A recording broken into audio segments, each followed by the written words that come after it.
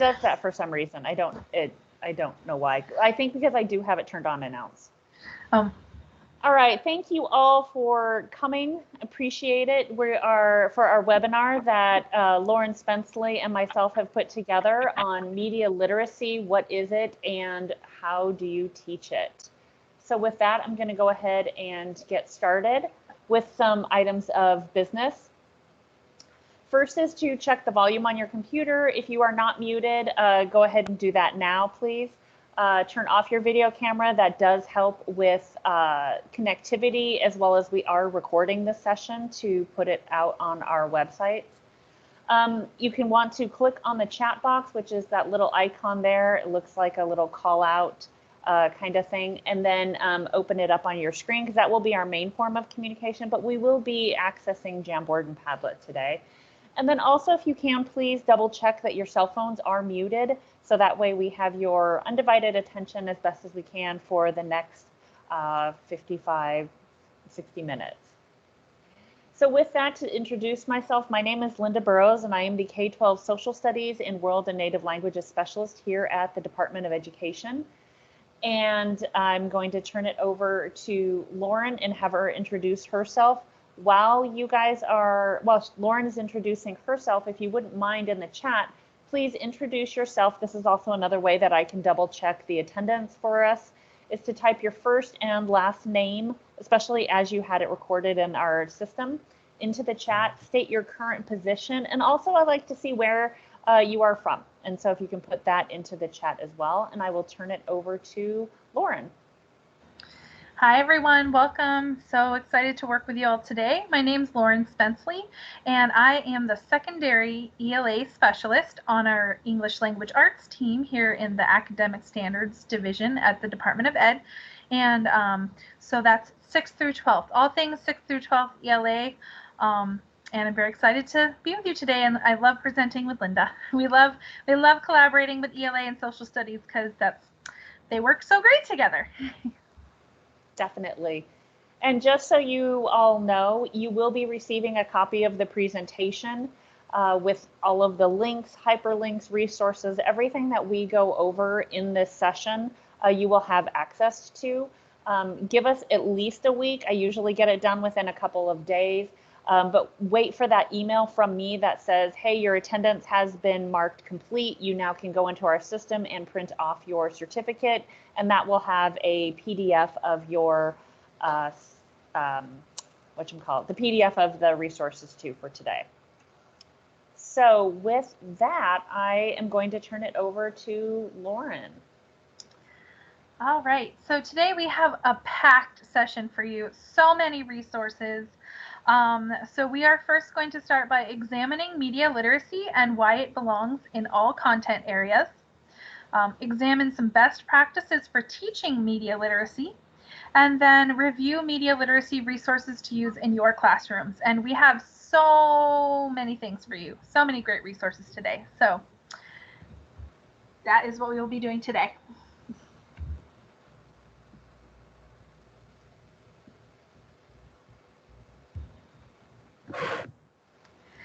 And so we're going to start today with definitions of media literacy, what they are, and basically what that means. So, there we go. All right, so first question for you all today, after you've done introducing yourself, how many hours do you think your students are spending consuming media a day? So type your answer in the chat. What do you think? How many hours do students spend consuming media? Too many. 10 through 12. Yes.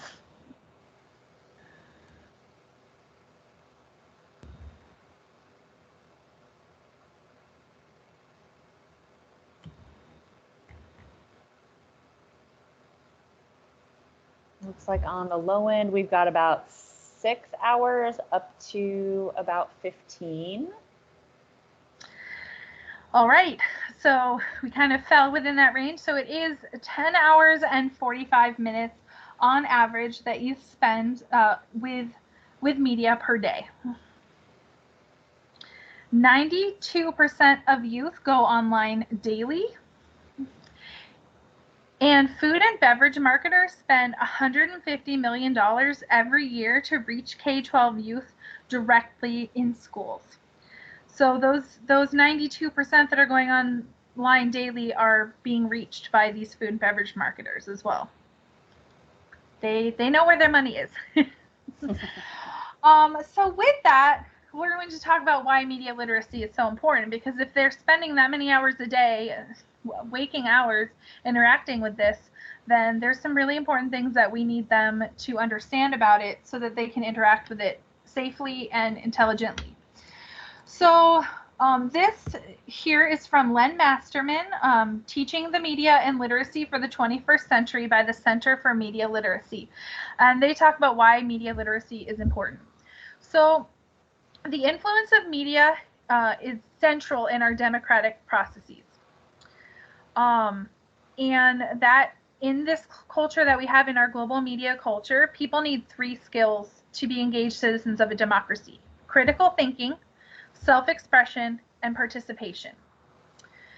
And so having these media literacy skills or media literacy instills these core skills, enabling future citizens to make informed decisions about political decisions and to make informed decisions in the voting booth. The second reason why media literacy is important is the high rate of media consumption and the saturation of society by media. So we think about all the different ways that they are getting this is being thrown at them through their cell phones, social networking, video games, television, pop music, radio, everything, even t-shirts. We're exposed to more mediated messages in one day than our great-grandparents were exposed to in a year. Media literacy teaches the skills needed to navigate through all of that sea of images and messages for our whole life. Obviously not just in a school setting. The media's influence, so the third reason why it's important is that the media has an influence on shaping perceptions, beliefs, and attitudes. While research can disagree on the extent and type of influence, it is unquestionable that media experiences exert a significant impact on the way we understand, interpret, and act on our world. So to helping our students understand those influences, media education can help us separate from our dependencies on them. The fourth reason, the increasing importance of visual communication and information. So schools continue to be dominated by print, but our lives are increasingly influenced by visual images from corporate logos, billboards, cell phones, websites, social media, TikTok, Instagram, Snapchat, all of these things. So learning how to read the multiple layers of image-based communication is necessary adjunct to traditional print literacy. We live in a multimedia world. So we've got the print literacy, but we also have media literacy. And then finally, our last why media literacy is important is the importance of information in society and the need for lifelong learning. So all of these things, information processing, information services, are at the core of our nation's productivity, but the growth of global media industries is also challenging independent voices and diverse views. So media education can help both teachers and students understand where information is coming from. And that's the big thing, where it comes from, whose interests may be being served, and how to find alternative views. So it's important. This is very important. All right, so we have an activity for you to start you off so that you can see some of the important definitions related to media literacy. So Linda will be putting that in the chat, and we're going to give you just a moment or a few minutes, 5 minutes, to interact with those definitions. So you'll get, if you could please type 2 to 5 word definition for the terms you see. So you're going to go on this Jamboard and you're going to type what you think the definition is of some of these items. Apologies.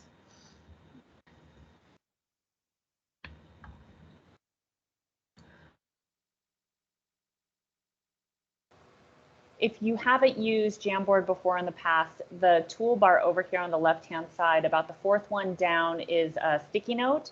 You can click on that sticky note. It will bring up a sticky note. You can type whatever your 2 to 5 word definition. and then it will show up here on the Jamboard, and you can actually drag it and move it around. It's kind of a fun way to interact virtually.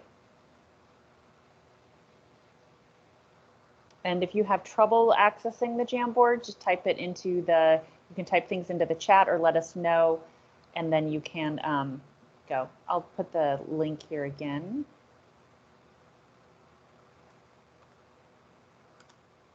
There you go.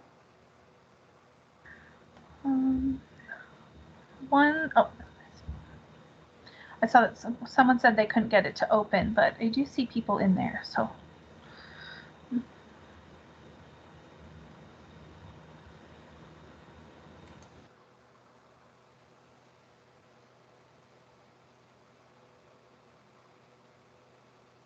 Perfect. We're starting to see some people responding.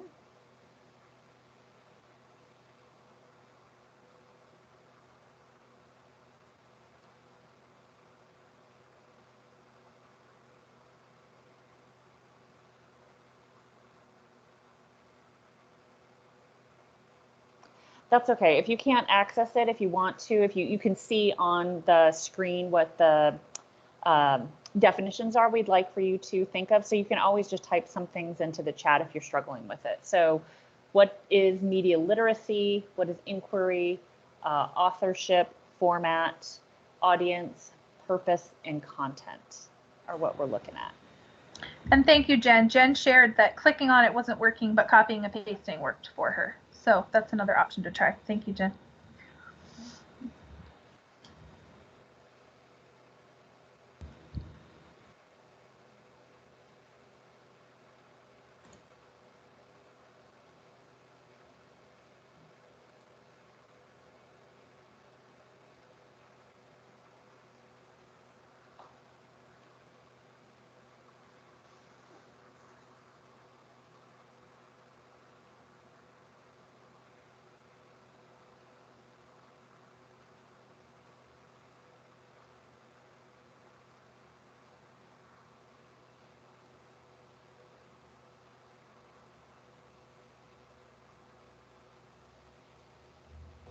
Authorship, who wrote it. I like the purpose as creator's intention or the goal. I think those are great ways to define it. Inquiry, questioning, media literacy, words found in the media. Oh, being the writer. That's a great one for authorship. The way the info is presented. You guys have got some great information. I like content, whatever the audience needs or wants. That's a good one to look at it too. Purpose, the reason for the writing. That I also like that one. That's a fantastic definition. Oh, format, stylistic guide. That's great too. You guys have got some really good, quick, easy definitions. Again, because we want to make this as easy as possible for our kids. Oh, whoops, I just went. There we go.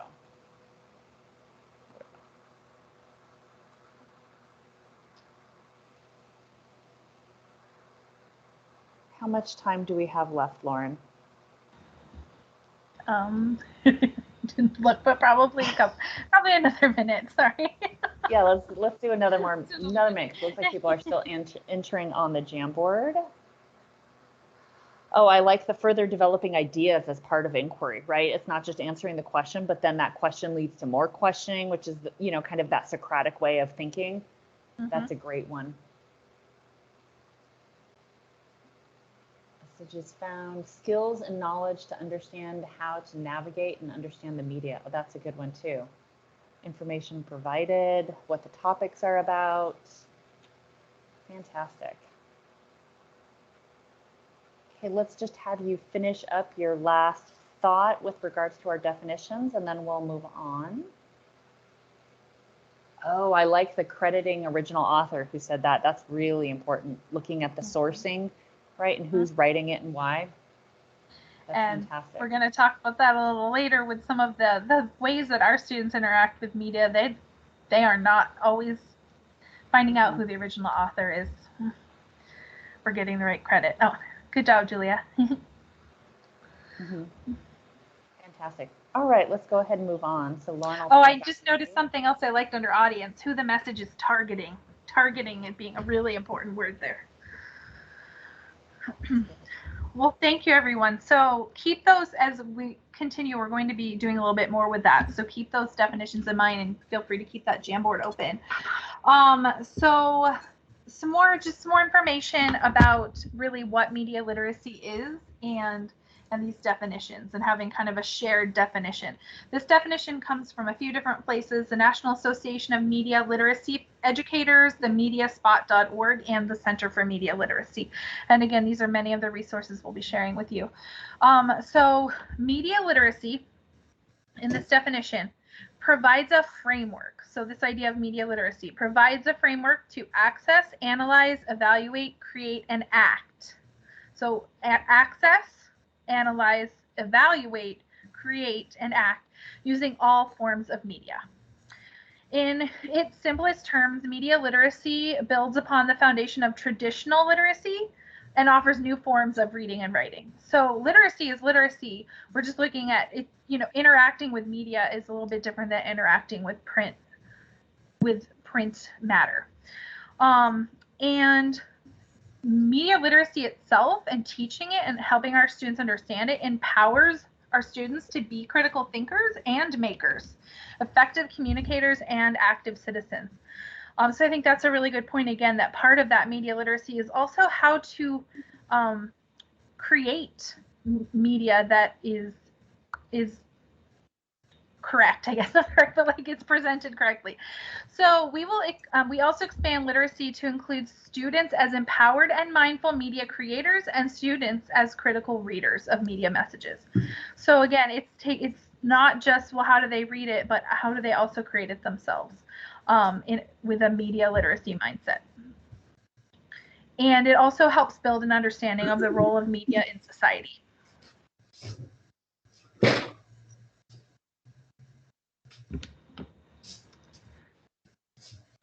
And this is a big one, and I'm not going to read them all to you, and I'll actually give you a moment to just kind of look over these, but there's just a moment. Getting a echo something, just a moment. All right, so something that's really important to think about with media literacy is that our education style and what our students need has changed from the 19th, 20th century to the 21st century. I think there's someone that needs to mute. Just a moment. Sorry. All right, sorry about that. So, all right, so what we need to think about is this big difference between what it was like in the 19th, 20th century and what it is now. So in the 19th, 20th century, it was all about content mastery. There was limited access to knowledge and information. There was an emphasis on learning content knowledge that may or may not be used in life. You had to master that: literature, history, science, etc. The facts and information were spoon-fed by teachers to students. It was print-based information analysis with pen and ink. Classroom limited learning and dissemination with little collaboration. It was, you sit in your row, you got your information, you copied down from the board. Textbook learning from one source, primarily print-based. Mastery demonstrated through papers and tests. That's just not, and students being passive vessels. That's just not what our students need in the 21st century for their lives and to be productive, active members of society. Now this focus is process skills, which inquiry falls really well in with that, but they have infinite access to knowledge and information through the internet, like infinite. They can just pull up Wikipedia, which is not the best source, I know, but they can pull that up and find information on anything. Which is, again, why it's important to teach them how to interact with that information. Process skills allow for lifelong learning, and that's the emphasis. Goal is learning skills to help solve problems. Again, access, analyze, evaluate, create, participate. Discovery, teachers using a discovery approach based on a process of inquiry. Again, we're seeing these same words, inquiry. We have powerful multimedia tools, and all of you know, especially with this past year with distance learning and having to get really creative with the tools out there, there's almost an infinite amount of just tech tools you can use in the classroom. real world, real-time learning from multiple sources, project-based learning, a mastery being demonstrated through multimedia, and now students are active participants and contributors. So this is a big change from how it was in the 19th century.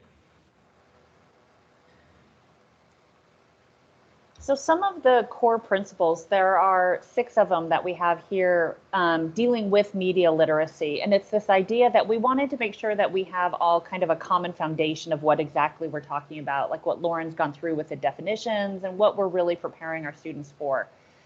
Inquiry and critical thinking are at the core of media literacy, as well as expanding that idea of what is media to be all sorts of new things that we maybe never grew up with, or maybe even as ourselves don't engage in as adults. Media literacy you'll want to be building upon this. So this is something that you start early on with little kiddos in kindergarten and first grade and continuously build upon it. So that way they are learning those skills to adapt to any kind of type of media that gets invented or that they end up using over their lifespan. We also want to make sure that the students are, informed and educated, that it also recognizes that culture is part of media literacy and where it comes from. So as we're examining and accepting of all different types of cultures and what that means, what is involved with that. And then also that we want to affirm people's individual beliefs. I got this quote from Elizabeth Tommen, who's the founder of the Center for Media Literacies, where we got a lot of these resources. And again, we link that to it in the Padlet. But I like this quote that she has, which is really simple and to the point, talking about how at the heart of media literacy is that principle of inquiry, which regardless of what content area you're in, I focus obviously on social studies and world languages, culture, but inquiry is huge in social studies and is at the heart of our standards. But I know it is also with science standards, ELA, and with math. So there are 5 main concepts of media literacy, and it's this idea that media starts with people. We're all human beings, we're all fallible. We also all have our own kind of point of view and bias depending upon what you want to say with it. And so recognizing that all media has that kind of point of view is an important starting space. Also understanding that every audience is unique and people are going to come at life with different points of view, different experiences. And so therefore, when you're making those decisions and decoding kind of those messages, we are doing that with a certain point of view. And then moving on, each medium has its strengths and its weaknesses. And so depending upon what your point is, like your purpose, when we talked about with the definition earlier, depending upon what you want to do, you might want to use one medium over another. And as we're looking at having our students create their own media content, determining what is the best and most effective means of communication is what we want them to think about. And then also understanding that media messages affect not only how people see the real world, but they also how it sees themselves too. So there are essential questions, and this comes from Faith Rogow, from PhD. She, as we're going through this and examining these for our students, and so it's the idea of, am I trying to tell the students what the message is, or am I giving the students the skills to determine what they think the message might be? And again, this is something that I kind of go over for those of you maybe that have taken some of my social studies classes, that Sam Weinberg quote, where it's not really our job to give kids the answers, it's our job to give them the tools and the skills needed to solve problems. And that's really where media literacy fits hand in hand with a lot of our inquiry standards. We want to, have I let students know that I'm open to accepting their interpretations as long as they are substantiated, right? Because they've got to back that up with evidence, again, along that inquiry piece. And have I conveyed the message that my interpretation is the only correct view? And we want to really make sure that we are avoiding that. And then at the end of the lesson, as you're going through and looking at it and working with your students, we want them to know, are the students likely to be more analytical? Or on the opposite end, are they going to be more cynical? And so keeping, again, those kinds of things as you're creating those lessons, this is what we want to do. All right, so we're gonna go back to that Jamboard again, and we're gonna look now at the standards and what exactly, where in our standards are is media literacy. Because I know in a certain places, I'm gonna put this back into the chat here for you. If you're already in there, go back. And up at the top here, you'll see a rectangle. If you click the arrow over, this will take you to a new page. And so the idea is that we want you to, and I sent you guys links to your standards. Where do you think in the standards now that you have, depending upon your content area and your grade level, where do you think media literacy fits into that? And so we're going to give you about, let's see, let me go back to the slide here, just to take 10 minutes, because it's going to take some time to kind of go through it. But we really want you to see how much media literacy is in there. And I've already gone through for social studies, and even at a kindergarten level, which you don't necessarily think maybe we need to do this, but we do, because kindergartners are getting bombarded with, you know, ads for sugary drinks and ads for, you know, different kinds of clothes to buy and what's popular and not popular, and all that is part of media. So I found a standard in the social studies. K is kindergarten. The SP would be the disciplinary skills and processes, 2.1. And so the standard says, like, with promoting and support, compare diverse cultures using primary sources such as photographs, artifacts, and music, and secondary sources such as fiction and nonfiction. So that's media, right? It's any kind of way in which the kids are looking at things, they're comparing things, and in this case, using our primary and secondary sources. So let's see, I'm going to just set a quick little timer here. And again, if you can't access the Jamboard, that is totally fine. You can do this in the chat, and you don't need to get as specific and copy and paste the standards.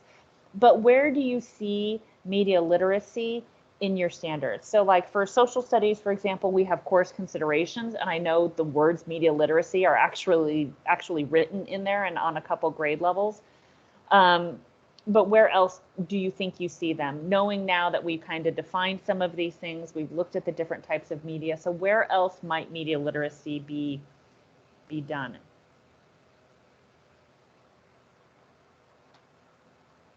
Oh, I think that we were similar ones that we just put in there. I just put in an ELA example, and I've already got some great ELA ones.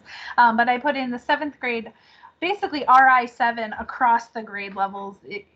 I think you could consider the media literacy one, but for 7th grade ELA, for informational texts, one of the standards is to compare and contrast a text to an audio, video, or multimedia version of the text, analyzing each medium's portrayal of the subject. So for example, you would read a speech and then watch the speech being given live on a recording and compare those presentations. That would be part of media literacy. Absolutely. And someone just put in there from 5th grade one as well, drawing on multiple print and digital resources. We have the same types of resources or standards in social studies, which we've done a different webinar on how to like incorporate social studies and ELA, both in elementary and at the secondary level. But where we're looking at those multiple points of view, when we're looking at different perspectives, anything in which you are examining questions and looking and using multiple forms of media, or when students are having to create something. Many times in our standards, we talk about creating arguments and doing all that's media, right? Even if it's a written essay, it is a form of media. So our standards are in there. Yep, somebody just got it. I was going to say, good job, whoever that was. I was going to say most of our writing standards would hit this as well, because thinking about what our students are putting out there, whether it's print, whether it's a poster format, whether it's a video, that's part of it, is gathering from multiple sources and things like that. So I'm seeing some good ELA ones. Yeah, Roxanne, definitely any social studies standards that deal with multiple sources, all media, regardless of the grade level, and that actually is K-12 for social studies. So there's a lot in there that deals with it. And I was looking across our anchor standards and trying to see where else, because again, where it crosses all the grade levels. Yeah, if any of you guys teach world languages, because I do world languages as well, any of the cultural competency standards dealing with world languages, Oh, there you go. Thank you, Maria. Yeah, absolutely. Right. Whether you're a novice learner or advanced, it's all about those cultural competencies, and those absolutely deal with media and looking at the cultures and comparing them. Absolutely. Oh, good. Writing narratives. Yep.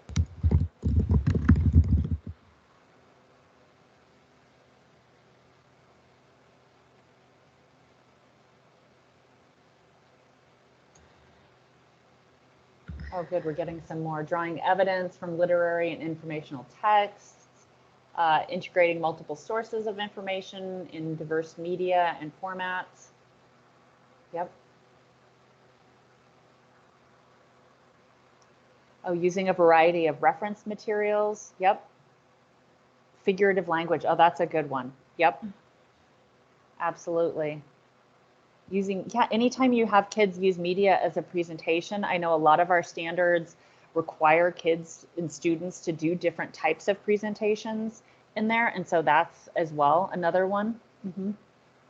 Actually, even some of our speaking and listening standards, just looking at speaking and listening standard 4 and 5, actually standard 5, make strategic use of digital media and visual displays of data to express information. I'll go add that. Mm-hmm. We should have a couple more minutes left, and then we will move on.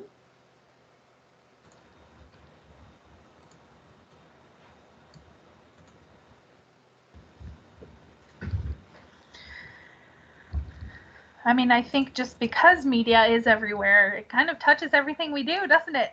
Mm-hmm.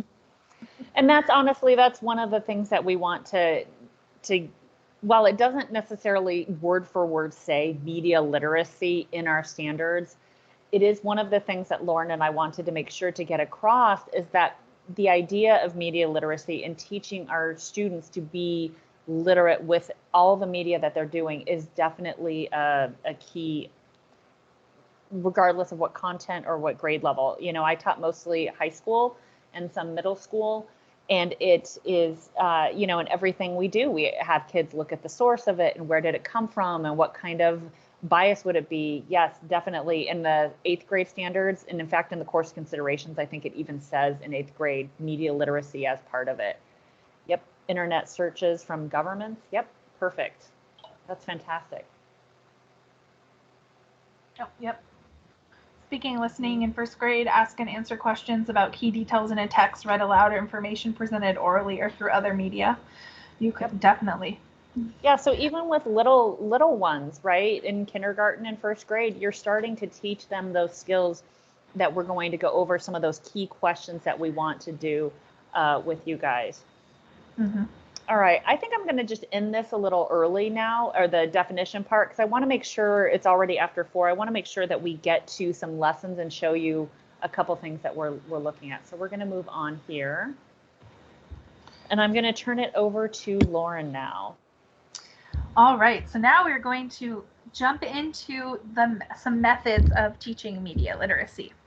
And we're going to do some activities with you all as well. So again, this is another item from, I believe it's from the Center for Media Literacy, but this inquiry process for media literacy. So we start with activating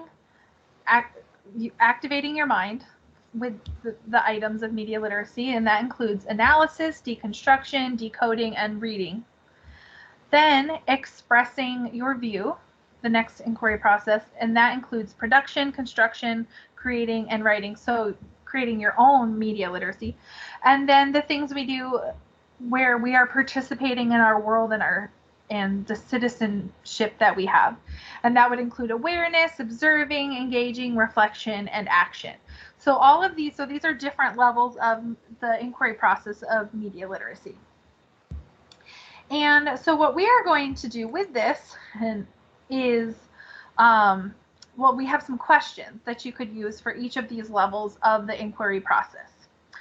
So, for example, some 5 key questions for the deconstruction process, which falls under the activating of the mind. Some questions that you could ask are, Who created this message? What techniques are they using to attract my attention? How might different people understand this message differently? What values, lifestyles, and points of view are represented or omitted from this message, and why is this message being sent? And we also have some adaptations for younger children of these same questions. What is this? How is this put together? Etc. Go ahead. For construction, so again, falling under that expressing your view. So this is where you are creating the media. Some questions to ask. What am I authoring? For younger children, you could ask, what am I making? How do I put it together? Does my message reflect understanding? Is my message engaging? Have I framed values, lifestyles, and points of view in my content? Have I communicated my purpose effectively? So these are inquiry questions your students could ask themselves as they are creating something. And so our next piece is you need to do something so that we can try this activity, or try this activity with you all. So on the Padlet that Linda has shared, and she'll share again, under the column for practice media literacy, which she's showing you on the screen right now, there's a short article. So we're going to give you a moment, we'll mute, and we wanted to give you a moment to read that article and just be ready to do an activity with it. So it's K-Power energy bars. Yeah, I'm gonna just pull it up on my screen so that way if anyone has trouble accessing it, Perfect. They can see more of it. And we'll give you a few minutes and you can type in the chat when you're done reading the article. It's just one page, right? Yeah, just one page.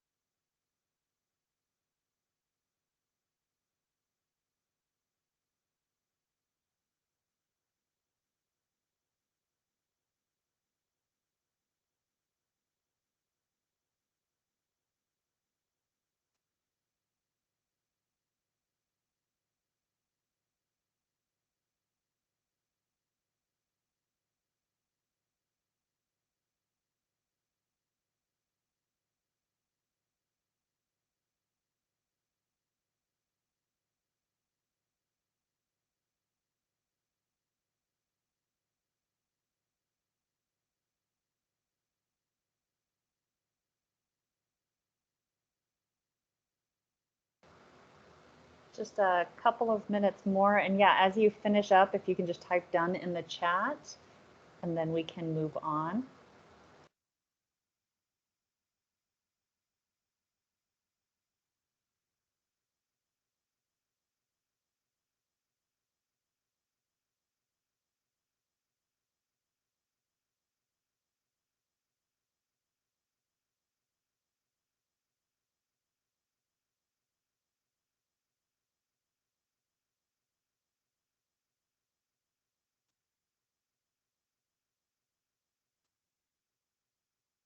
All right, you ready, Lauren? Looks like everybody's just about done.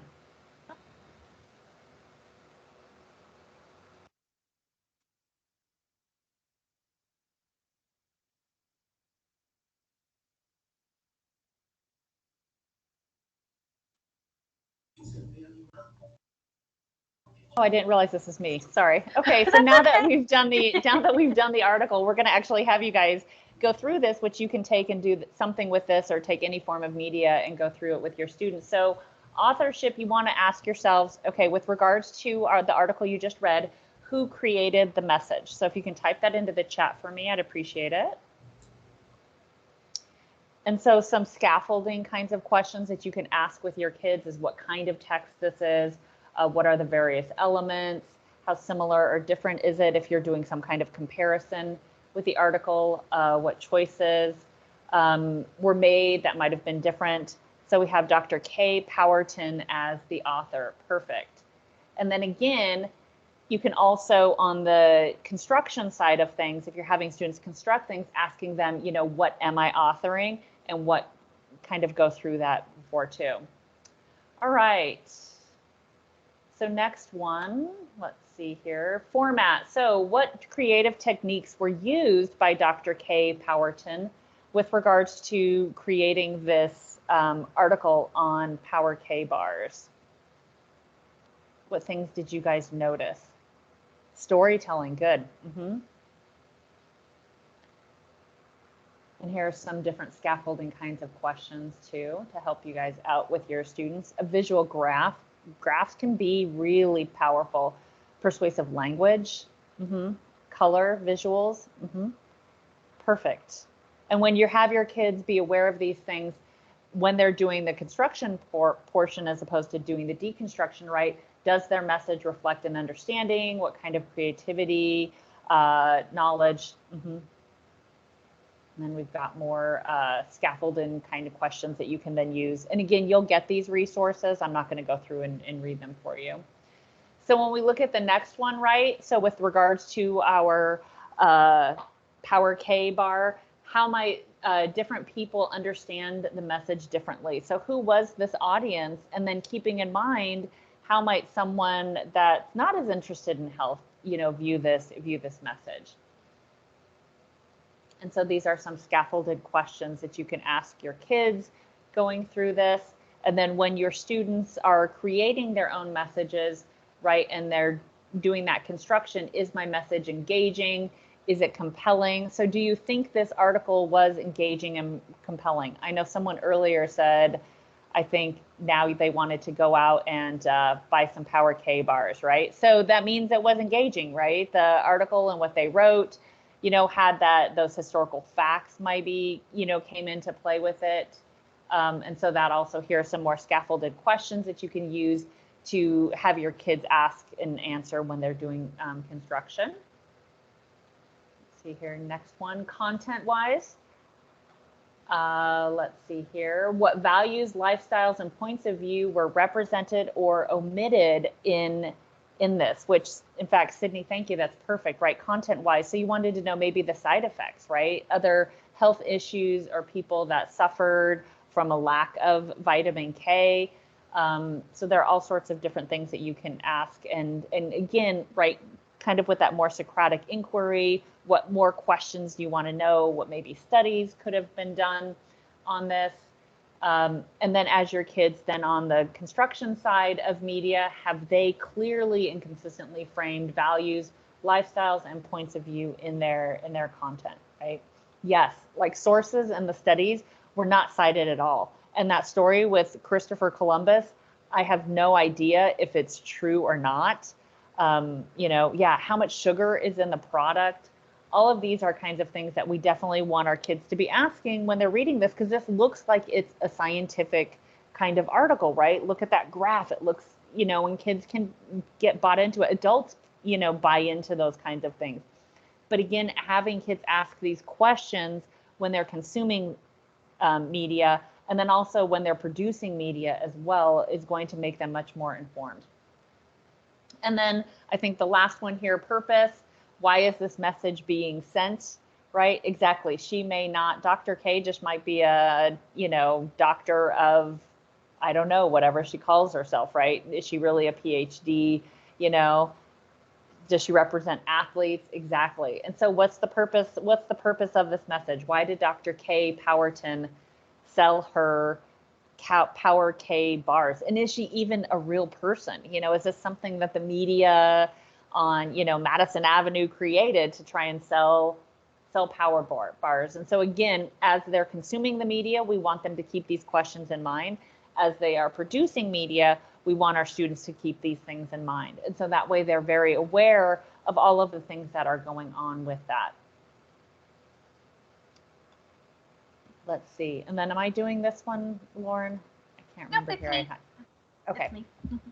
Perfect. So again, with this inquiry process and asking these questions, there are some extended questions that you can also ask or have your students think about with media that they're consuming. What makes this message seem realistic or unrealistic? How does this message fit with your lived experience of the world? What social or ideological messages are a part of the message's subtext? What kinds of behaviors and what kinds of consequences are depicted? So were there consequences of if you took this bar, ate this bar? What is omitted from the message? Side effects? That kind of thing, and what point of view is presented. So these extended questions get your students to dig even deeper on the purpose of these things, of the piece of media that they're viewing. And again, all fits really well in with this idea of this inquiry process for each type of media that they're consuming. And with that, speaking of popular media that our students are consuming, it's just this is a simple lesson you could do with your students, especially your older students that are interacting with things like TikTok and Instagram and things like that. So for those of you who may not be very familiar with TikTok is it's an app, so usually on the phone, and it is videos, and they're little, very short bites, like 30 or 60 seconds, and someone can spread a message however they'd like. You can use video, you can use text, you can use sounds, you can use strange filters, which you're about to see one of those. And the big thing about TikTok is somebody can record something, a sound that they think is interesting, or a song, or a sound bite, and it can be reused over and over again with different videos and different sounds for different purposes. But what's happening there is you don't know, sometimes the original sound isn't credited, the original purpose of the sound isn't credited, and then it's being used for multiple things. So that's one thing to know about with TikTok, and it's actually a really good point to make for your students on plagiarizing and crediting people and things like that. But we wanted to show you, so TikToks are actually a really simple way that you could do a media literacy lesson with your students. And we actually will have for you a link on how you can download a TikTok video. And then also TikTok offers a whole series of how to be informed on TikTok. So we have those links for you when we share out your resources. But what we're going to do is we just wanted to have you guys give this a try. So we're going to show you a TikTok that's about, I think it's related to environmental issues. And so go ahead and watch it. We can play it a couple times if we need to. They're fast. And what we want you to do after we watch it is we want you to think about some questions you would ask your students to help them analyze the video. And you can share some of those questions in the chat, thinking about all those great inquiry questions we just shared with you.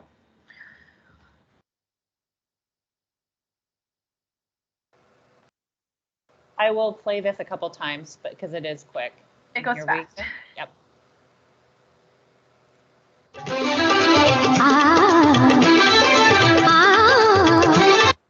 Oh, whoops.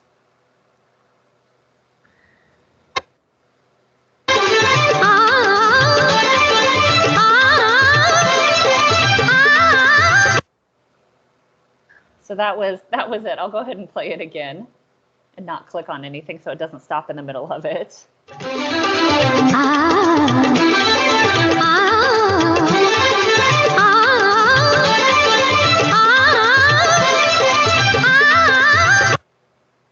All right.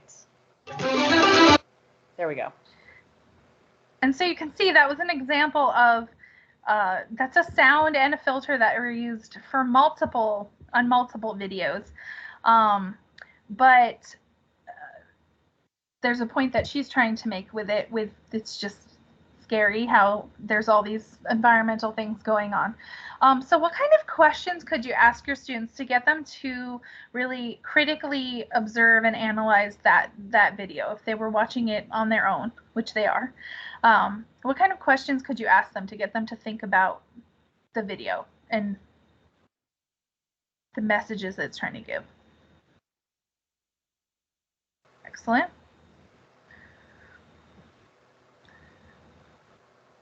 Yeah, definitely no sites were sorted. So where's where's she getting her evidence? Mm-hmm. Where's the information coming from? Oh, I like what's the purpose of the video? That's a good question. Why is slapstick being inserted into a serious and urgent issue? What is the purpose behind the way she presented the information? That's good. And if this were to be something you did with your students, just know there is a way to credit your sources when you share a TikTok video. There's a portion where you can type like a caption, and I've seen it done. People do credit where they found the sources. So it is, if you ask your students and you're having them look, there are good examples of where they have credited their sources. Why did she post it? How does the music relate to the topic? Those are all good. And also, like Lauren had said, sorry to interrupt, I'm not on TikTok. I know nothing about it.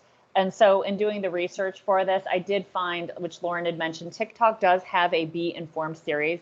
They are totally cheesy, but I can see kids really liking them. And so we included that link, as well as we understand too, that with sometimes the filters on the internet, you can't access TikTok in your class. And so I have found a way. It's really techie, but actually this video, because I knew nothing about it, I don't have a TikTok account, showed me exactly how to download a TikTok video, and it was so super easy. So that way you can download it and then you can access it anytime to do this with your kids. And I was going to say another thing to think about, if this is how our students are interacting with information, whether or not we love it, we need them to think about how they're getting this information. And what is being said. But another thing to think about, if we think about the construction side of media literacy and having our students construct their own media, you could do an activity like this and have them make their own TikToks, but not on TikTok. There's a really fantastic tool called Flipgrid. Some of you maybe have used it, and it's the same thing, but it's very educational in nature. And your students, oh my gosh, I just saw the time. Sorry. Your students can make short videos with music, with sound, with text, and you could have them make their own TikTok style video, but where they have to credit their sources, where they have to do certain things, and have them think about how it is to be an informed producer of media. So another thing to think about with this, because it is something that our students are interacting with for sure.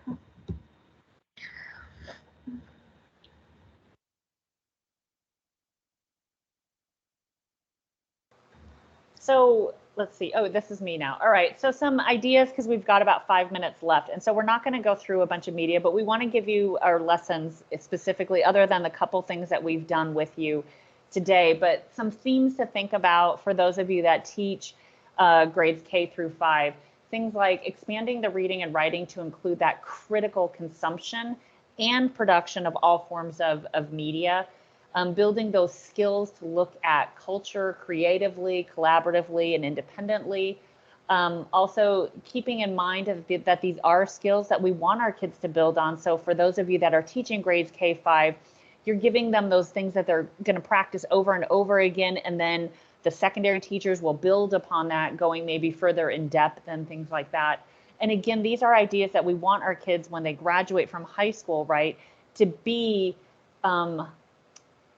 citizens, digital citizens that are informed, and not to be misled by information, and to make sure that they're fact checking the things that they're reading. So that way it goes beyond just what they're doing in school. And then also those media literacy concepts and digital skills help them to really look at their standards regardless across the content areas.